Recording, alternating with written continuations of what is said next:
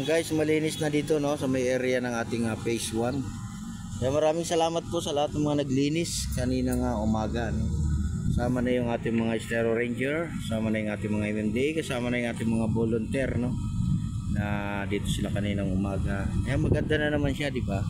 Napakalinis na naman, mabilis talaga tayo no pag sama-sama tayo sa paglilinis. Kaya nakita niyo naman talagang nagbago lang yung buhangin ano. Ito naman ay aayusin, di ba? At close pa rin yung ating dolomite ano dahil naglilinis pa tayo. Hindi pa tapos yung area ng magsaysay, no? Hanggang doon sa may phase 2, marami pa rin doon tayong kukunin basura. At bukas pa rin, tuloy-tuloy pa rin tayo sa paglilinis. Ayan, sa ating mga kababayan natin, mga OFW immigrant, at sa ating mga kababayan dyan sa probinsya. Ayan, ingat pa rin tayo no. Talagang ang bagyong Karina ay napakalakas.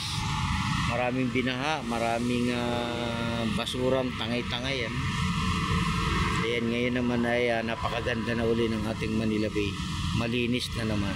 Ayan, nakikita nyo naman, di ba? Ayan, pasalamat tayo sa lahat ng mga naglilinis. Kasama na yung ating mga security guard sa kabaan ng Manila Bay. Ayan, ang ating mga kapulisan.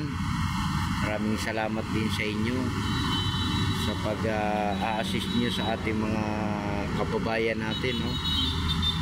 Dito sa area ng ating Manila Bay.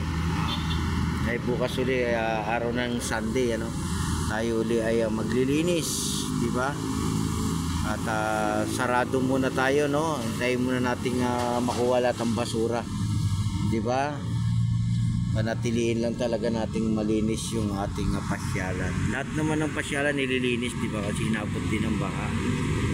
Kaya support lang tayo no, sa ating channel RL TV Vlog. Magandang hapon po sa inyong lahat. Ayan, hapon na. Anong oras na ba? 3:34 na pala ng hapon. Ayan, napakalinis na no. Kaya lang yung buhangin nagbago dahil nag-high tide nung bagyong ano no, Karina no. Parang umangat siya banda ron, di ba?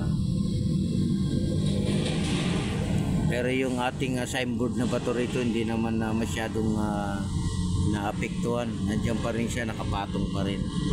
Pag bagyo lang naman tumataas yung ating tubig eh. Pero pag low tide na, wala na. Kaya lang marami siyang iniwan na basura pag high tide no, saka yung habagat. Kaya tayo maglilinis uli no, magsama-sama uli para sa ating basura. Ayan, talagang hindi muna tayo nagpapasok no.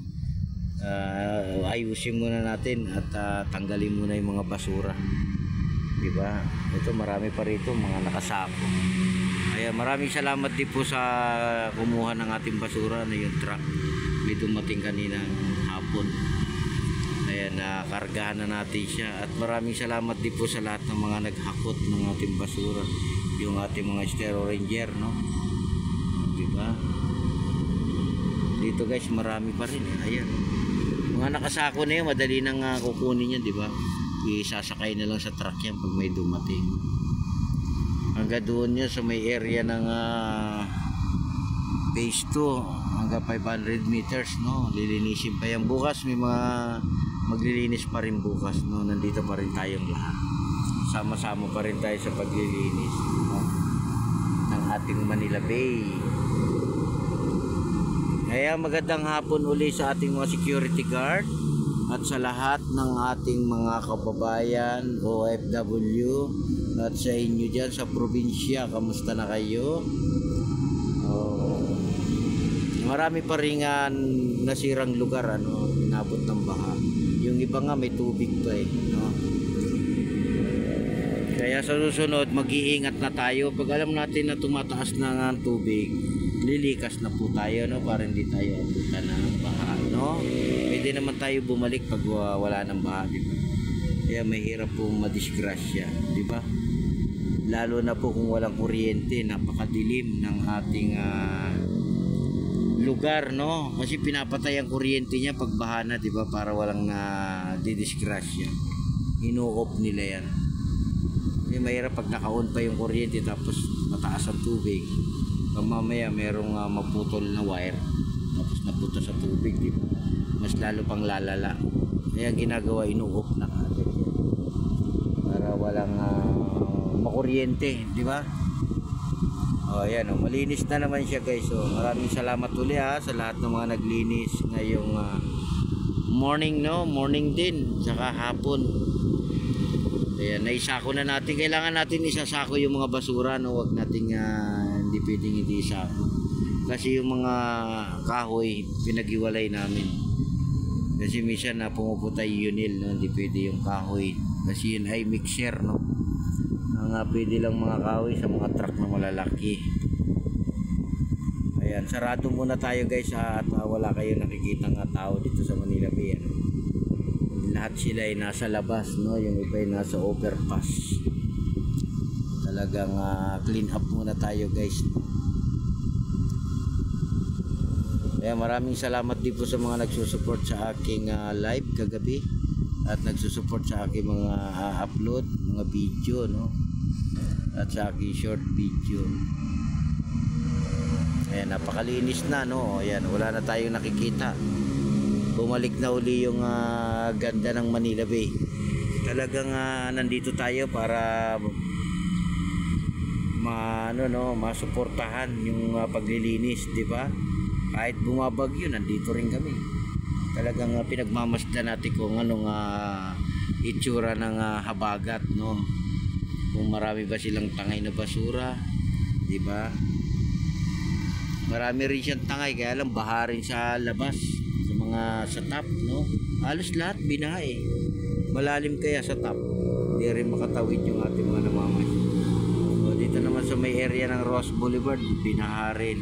Masyadong malakas si Karina, no? Yung bagyong Karina, malakas siya.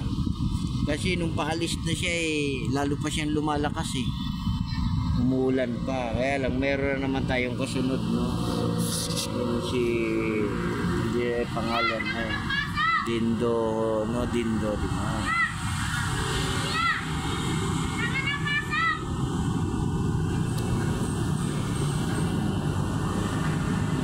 Meron naman tayo yung bagyong Dindo, no? Hindi natin alam kung nasaan na siyang lugar o